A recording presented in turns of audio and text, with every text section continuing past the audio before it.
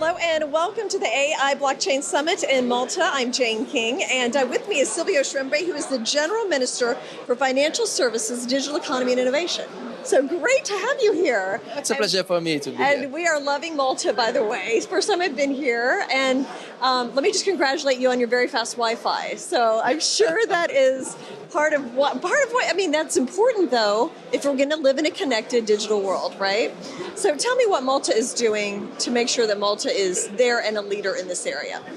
First of all, thank you for having me here, Jane. It's always a pleasure for me to continue to explain further what Malta is doing and what Malta is trying to achieve. Basically, if we look at Malta, we are a small but very open economy. For the past 3 to 4 years, we've been enjoying quite a good and healthy economic growth in the region of 6 to 7%, which is no joke. We have an economic surplus. Debt to GDP ratio has been slashed from about 75% to 45% in just 4 years. So this is all good news. Having said that, we want to continue to diversify our economy to have sustainability for the future, our long-term growth. And this is what we're looking at.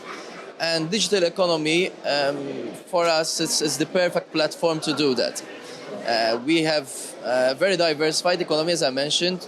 We have a strong financial service industry, a strong iGaming industry, strong tourism infrastructure. So it's quite diversified. And now, 3 years ago, we started to look into new areas. We started with blockchain, now we're delving into AI, IoT, quantum, space. So there's a lot going on. That's right. I was actually reading this magazine, which let me hold up here. So that is you on the cover of the magazine. That's what they say. Innovation Island. So, I mean, and it sounds like you're really on these cutting edge industries like space and these futures. Like I have small children, and these are the things I'm telling them to look into. These are the things that they're going to be perhaps pursuing careers in, or that will be the big industries in a generation or so. Well, yes. First of all, we have to be realistic as well. Malta is a small island. When we mention space, there are different areas of space. We are not looking into having a base where to launch rockets or satellites or whatever. We are taking a different angle of the space industry. Basically, we're taking the angle of research and development in that area, but also in terms of providing a robust regulatory environment for companies operating with the space in the space sphere to operate in Malta.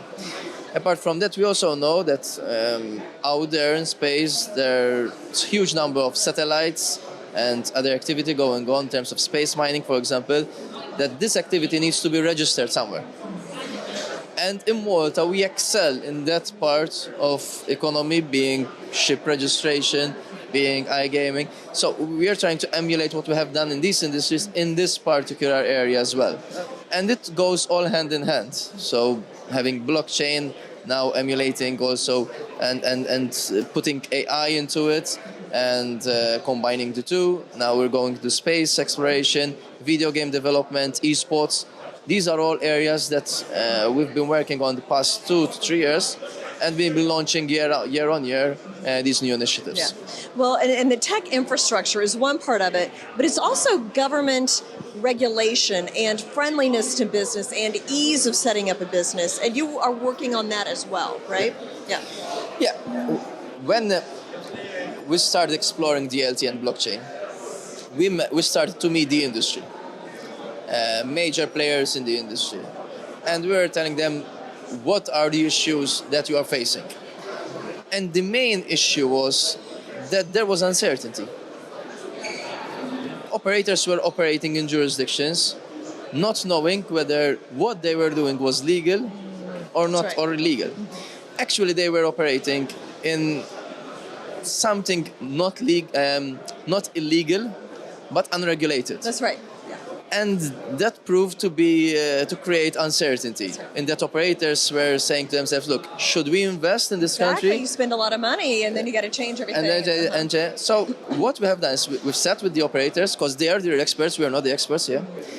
Maybe we know something on how to implement at government levels, but we are not the experts. We've sat down with the operators. We told them, "Look, tell us what you want to achieve," and we try to achieve it. And they were crying out for sensible regulation. And that is what Malta provided. We took the high-level principles of MiFID regulations in terms of cryptocurrencies, for example, and we implemented to this new emerging technology industry. We proved to be successful because we already had quite an experience with the iGaming industry. 15 years ago, we had the same situation in Europe. There was the iGaming industry which was operating in a vacuum, and Malta took the courageous step and the bold step, I would say, to legislate in that area. There were a lot of questions at that time. It was a risky business too, but along the years it proved to be the right choice. Malta now, the iGaming industry, represents about 12% of our economy, employing thousands of people here in Malta.